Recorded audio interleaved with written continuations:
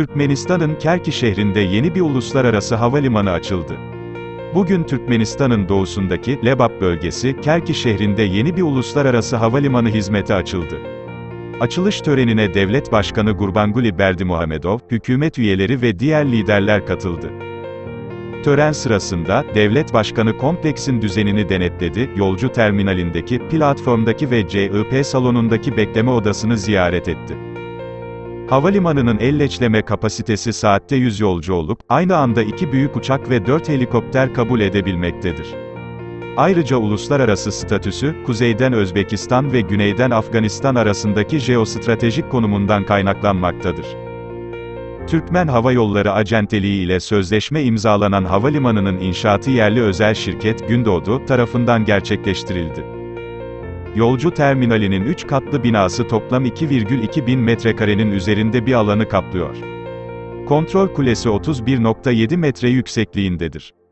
Terminal salonlarında, çanta ve el bagajı bırakma bölmeleri, ilk muayene, bilet gişeleri, bilgi masası, kafeterya, hediyelik eşya ve haber tezgahları içeren bir büfe, bir ana lobinin bulunduğu sürekli UV ışınlarına dayanıklı cam paneller bulunmaktadır.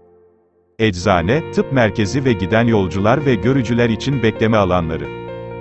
Yolcuların kafeterya, anne ve çocuk odası ve mescitten yararlanabileceği 120 kişilik bir gidiş salonu, bekleme odası, tasarlanmıştır.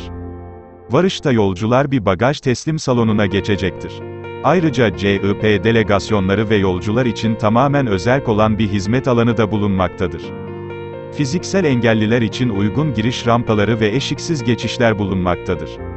Terminal, video gözetim, kartlı kapı kilidi, bagaj muayene ve elleçleme, otomatik yangın alarm ve söndürme sistemleri gibi modern güvenlik ve hizmet sistemleri ile donatılmıştır. Havalimanının pisti 2700 metre uzunluğunda ve 45 metre genişliğinde olup sinyalizasyon, kuşbilim, radyo mühendisliği ve navigasyon sistemleri ile donatılmıştır. Havaalanı alanı yaklaşık 42,3 bin metrekaredir. Altyapı ayrıca kurtarma ve itfaiye binası, teknik bir blok, özel araçlar için bir garaj, birkaç trafo merkezi ve diğer yardımcı tesisleri içermektedir. Havaalanı kompleksinin güvenlik sistemi, çevresinde koruyucu bir çit içerir. Alanın sel, su altında kalmasına karşı mühendislik koruması ve ayrıca havaalanı sulamasında kullanılmak üzere müteakip arıtma ile havaalanından fırtına ve eriyik suyu toplamak için bir sistem sağlanmaktadır.